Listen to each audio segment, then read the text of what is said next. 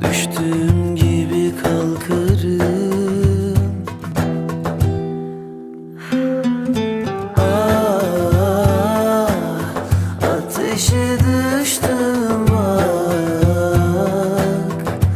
evlerden uzak. Aşk değil bu bana tuzak.